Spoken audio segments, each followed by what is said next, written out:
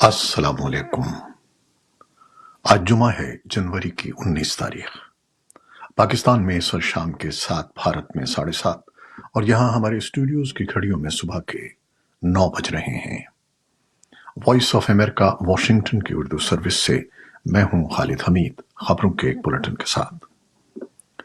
پاکستان اور ایران کے ایک دوسرے کی سرحدی حدود کے اندر حملوں کے بعد پاکستان اور ایران کے وزرائے خارجہ کا ٹیلی فونک رابطہ، ان حملوں کو واشنگٹن میں کیسے دیکھا جا رہا ہے، ایک فلسطینی ریاست کے قیام کے بارے میں امریکہ اور اسرائیل کا متضاد موقف، امریکہ کا حوثی باغیوں کے فوجی ٹھکانوں کے خلاف 5واں حملہ، اور خطے اور دنیا بھر میں ہونے والے دیگر اہم واقعات کی خبریں ہمارے آج کے بلیٹن میں شامل ہیں۔ لیکن سب سے پہلے ذکر پاکستان کا، جہاں آج ملک کی قومی سلامتی کمیٹی کا اجلاس ہو رہا ہے۔ پاکستان کے دفتر خارجہ کے مطابق نگراں وزیر خارجہ جلیل عباس جیلانی اور ایران کے وزیر خارجہ حسین امیر عبداللہیان نے جمعے کو ٹیلی فون پر بات کی ہے۔ وزیر خارجہ جلیل عباس جیلانی نے ان سے کہا کہ پاکستان ایران کے ساتھ باہمی اعتماد اور تعاون پر تمام مسائل پر کام کرنے کے لیے تیار ہے۔ دفتر خارجہ کے مطابق جلیل عباس جیلانی نے ایران کے وزیر خارجہ سے سیکیورٹی معاملات پر قریبی تعاون کی ضرورت پر زور دیا۔ پاکستان اور ایران کی جانب سے ایک دوسرے کی سرحد کے اندر کیے جانے والے حملوں کے بعد کی صورتحال پر غور کے لیے آج پاکستان کی قومی سلامتی کمیٹی کا اعلیٰ سطحی اجلاس ہو رہا ہے۔ نگراں وزیر اعظم انوار الحق کاکڑ اجلاس کی صدارت کر رہے ہیں، جو اپنا غیر ملکی دورہ مختصر کر کے اسلام آباد واپس پہنچے ہیں۔ اجلاس میں پاکستان فوج کے سربراہ عاصم منیر اور دیگر اعلیٰ حکومتی عہدیدار شرکت کر رہے ہیں۔ اجلاس میں 8 فروری کو ہونے والے عام انتخابات سے قبل کی صورتحال پر غور متوقع ہے۔ اس بارے میں ابھی تفصیلات آ رہی ہیں، جنہیں آپ ہمارے سوشل میڈیا پلیٹ فارمز پر دیکھ سکتے ہیں۔ امریکہ نے پاکستان اور ایران کی جانب سے ایک دوسرے کی فضائی حدود پر حملوں پر تشویش کا اظہار کیا ہے اور کہا ہے کہ وہ خطے میں کشیدگی نہیں دیکھنا چاہتا۔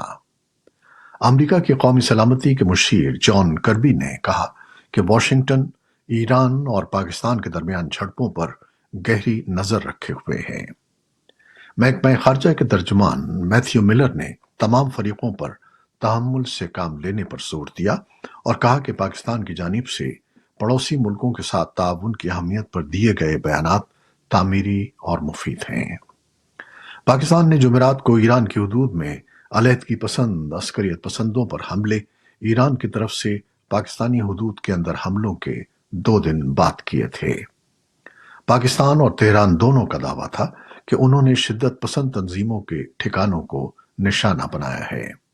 دونوں حملوں میں مجموعی طور پر 6 بچے، 3 عورتیں اور 2 مرد ہلاک ہو گئے۔ طالبان کی وزارت خارجہ نے ایران پاکستان حالیہ کشیدگی کو تشویشناک قرار دیتے ہوئے دونوں پڑوسی ملکوں کو مشورہ دیا ہے کہ وہ تحمل سے کام لیں۔ طالبان وزارت خارجہ کا کہنا ہے کہ طویل جنگوں اور عدم استحکام کے بعد دونوں فریقوں کو علاقائی استحکام کو مضبوط بنانے اور تنازعات کو سفارتی ذرائع اور بات چیت سے حل کرنے پر کام کرنا چاہیے۔ واضح رہے کہ پاکستان میں دہشت گردی کے واقعات میں گزشتہ سال کے دوران ہونے والے اضافے کے بعد پاکستان افغانستان تعلقات میں بھی تناؤ پیدا ہوا ہے۔ پاکستانی دفتر خارجہ نے کہا ہے کہ ہم نے افغانستان میں دہشت گردوں کے ٹھکانوں اور پناہ گاہوں کے بارے میں ٹھوس انٹیلیجنس اور معلومات کا افغان حکام سے تبادلہ کیا ہے، اور افغان حکام ان افراد سے مکمل طور پر واقف ہیں جن کے بارے میں ہم بات کر رہے ہیں۔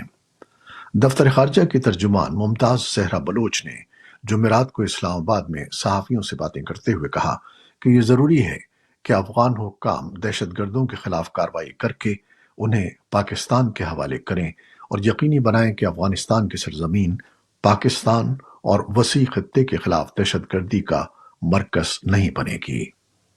دفتر خارجہ کے ترجمان نے افغانستان کے ساتھ پاکستان کی طورخم سرحد کھولنے کو پاسپورٹ اور درست ویزے سے مشروط کرتے ہوئے امید ظاہر کی کہ افغان پڑوسی پاکستان کا سفر کرتے ہوئے درست دستاویزات رکھنے کی اہمیت کو سمجھیں گے، اور پاکستان کا موقف ہے کہ پاکستان اور افغانستان کے درمیان لوگوں کی نقل و حرکت درست ویزے اور شناختی دستاویز کی بنیاد پر ہونی چاہیے، جو دنیا بھر میں امیگریشن کا ایک قابل قبول طریقہ ہے۔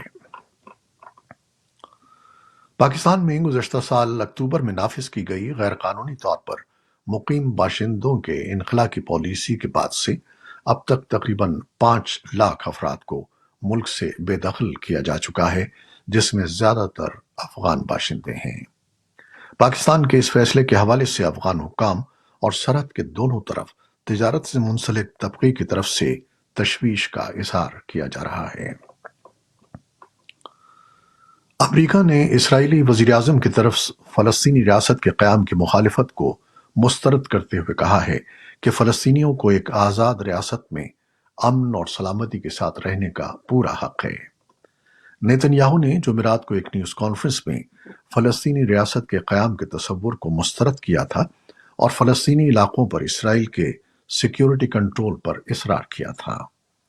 امریکہ غزہ جنگ کے بعد فلسطینی علاقے کے لیے نیتن یاہو کے ویژن سے اختلاف کرتا ہے اور فلسطینی ریاست کے قیام کے منصوبے پر کام کر رہا ہے۔ یمن کے حوثی باغیوں نے جمعے کی صبح بحیرہ احمر میں ایک اور امریکی جہاز کو نشانہ بنانے کا دعویٰ کیا ہے اور سوشل میڈیا پر ایک پوسٹ میں کہا ہے کہ انہوں نے خلیج عدن میں ایک کمرشل بحری جہاز کو کئی میزائلوں سے نشانہ بنایا ہے۔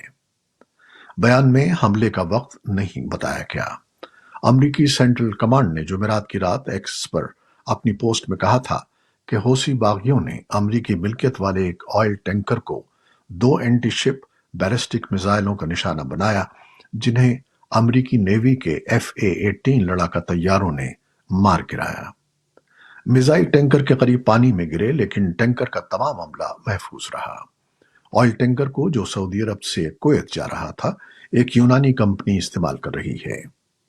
دوسری طرف حوثی باغیوں کے ایک سینئر اہلکار محمد البقیتی نے روسی خبر رساں ادارے ایزویستیا کے ساتھ ایک انٹرویو میں کہا کہ یمن کے ارد گرد کی شپنگ لین چین اور روس کے بحری جہازوں کے لیے اس وقت تک محفوظ رہیں گی جب تک کہ ان بحری جہازوں کا کوئی تعلق اسرائیل سے نظر نہیں آتا۔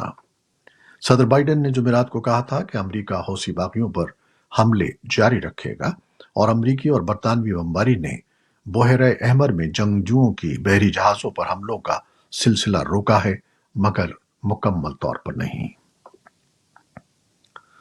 شمالی کوریا نے کہا ہے کہ اس نے اس ہفتے جنوبی کوریا، امریکہ اور جاپان کے درمیان مشترکہ بحری مشقوں کے جواب میں زیر آب جوہری حملہ کرنے والے ڈرون کا تجربہ کیا ہے۔ یہ مبینہ ڈرون تجربہ شمالی کوریا کے رہنما کم جونگ ان کے اس اعلان کے چند دن بعد ہوا جس میں انہوں نے کہا تھا کہ وہ جنوبی کوریا کے ساتھ پرامن اتحاد کے اپنے ملک کے دیرینہ مقصد کو ختم کر دیں گے، اور یہ کہ ان کا ملک اپنے آئین کو دوبارہ لکھے گا تاکہ جنوبی کوریا کو اس کے سب سے زیادہ مخالف ملک کے طور پر بیان کیا جا سکے۔ شمالی کوریا اپنے حریفوں پر خطے میں کشیدگی بڑھانے کا الزام عائد کرتا ہے۔ نیٹو دوسری جنگ عظیم کے بعد اس ہفتے کے آخر میں اپنی سب سے بڑی فوجی مشقوں کا آغاز کر رہا ہے۔ مہینوں تک جاری رہنے والی ان مشقوں میں تقریباً 90,000 اہلکار حصہ لیں گے۔ مشقوں کا مقصد یہ ہے کہ نیٹو اتحاد روس کے ساتھ سرحد تک اپنے تمام علاقے کا دفاع کر سکتا ہے۔ مشقیں ایسے وقت پر کی جا رہی ہیں جب یوکرین کے خلاف روس کی جنگ کے آغاز کو 2 سال مکمل ہونے والے ہیں۔ بھارت کی سپریم کورٹ نے جمعے کو ایک اہم فیصلہ سناتے ہوئے 2002 کے گجرات فسادات کے دوران ایک خاتون بلقیس بانو کے اجتماعی زیادتی اور قتل کیس میں عمر قید کی سزا کا سامنا کرنے والے تمام 11 قیدیوں کو اپنے آپ کو جیل حکام کے حوالے کرنے کی مدت میں توسیع کی درخواست میرٹ نہ ہونے کی بنیاد پر مسترد کر دی ہے، اور انہیں 21 جنوری تک جیل جانے کا حکم دیا ہے۔ 9 قیدیوں نے اپنی درخواست میں 6 ہفتوں کی توسیع مانگی تھی، جبکہ ایک قیدی نے 4 ہفتوں کی توسیع کی درخواست کی تھی۔ ان تمام قیدیوں کو 14 سال کی قید کے بعد رہا کیا گیا تھا۔ لیکن بھارتی سپریم کورٹ نے چند ہفتے قبل ان کی عمر قید کی سزا بحال کر کے انہیں دوبارہ جیل بھیجنے کا حکم دیا تھا۔ امریکہ کی متعدد ریاستوں کو اس ہفتے شدید سرد موسم اور برفباری کا سامنا ہے۔ ریاست ٹینیسی کے کچھ حصے برفباری کے ساتھ خطرناک طوفان کی وجہ سے کم از کم 14 اموات کا سبب بنے ہیں۔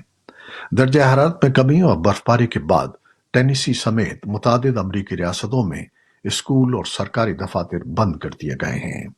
کئی ریاستوں میں مقامی حکومتوں کے دفاتر بند کر دیے گئے ہیں۔ نیو یارک کے علاقے روچسٹر میں امریکی ایئر لائن کا ایک طیارہ برف کی وجہ سے لینڈنگ کے بعد ٹیکسی کرتے ہوئے پھسل گیا، تاہم کسی کے زخمی ہونے کی اطلاع نہیں ملی۔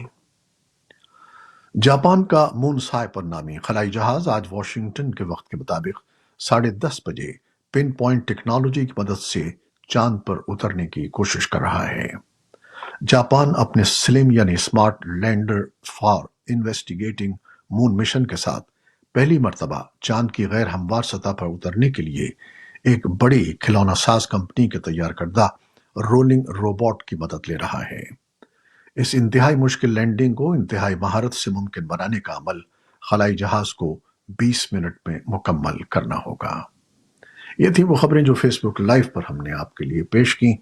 ہماری ویب سائٹ، یوٹیوب اور پوڈ کاسٹ پر یہ بلیٹن آپ کے لیے پوسٹ کر دیا جاتا ہے۔ آپ ہمارے بلیٹن کو شیئر کرتے ہیں اور اپنے کمنٹس میں اپنی محبتوں کا اظہار کرتے ہیں، جس کے لیے ہم آپ کے بے حد ممنون ہیں۔ اپنی ان کاوشوں کو جاری رکھیے گا۔ نیوز پروڈیوسر عائزہ عرفان اور نیوز ایڈیٹر تابندہ نعیم کے ہمراہ خالد حمید کو اب اجازت دیجیے گا۔ اللہ حافظ۔